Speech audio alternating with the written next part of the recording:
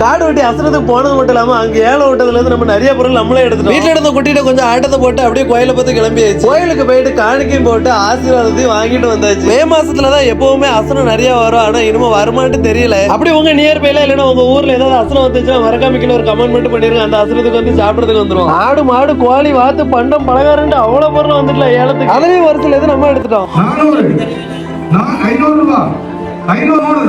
நம்மளும் சட்டை பேண்ட் கோழி பழங்கள் எல்லாம் பிறக்கிட்டு வந்தாச்சுல. பரபரப்பா பயங்கரமா போயிட்டு இருந்த ஏலம் ஒரு வழியா முடிவுக்கும் வந்துட்டு. சரி நம்ம எடுத்த ஏலத்தை எல்லாமே மொத்தமா நம்ம எடுத்துட்டு கிளம்பிடும் சொல்லி கிளம்பினோம். ஆபிரகாம் மக்கள் ஒரு 4 வருடம் நெருக்குன்னு பேசலாங்க. அந்த பேச்சு அழகா கேட்டுட்டு அப்படியே அங்கிருந்து நம்மளும் கிளம்பிட்டோம். காடு வெட்டில பிடிச்ச கோழி காட்டு நேரம் ஓடுறதுக்கு பிளான் பண்ணிட்டு ஆபிரகாம் மக்கள்கிட்ட தப்பிக்க முடியுமா? வாங்க மக்களை அப்படி கார்ல கொண்டு போய் வச்சுட்டு வந்துருவோம்.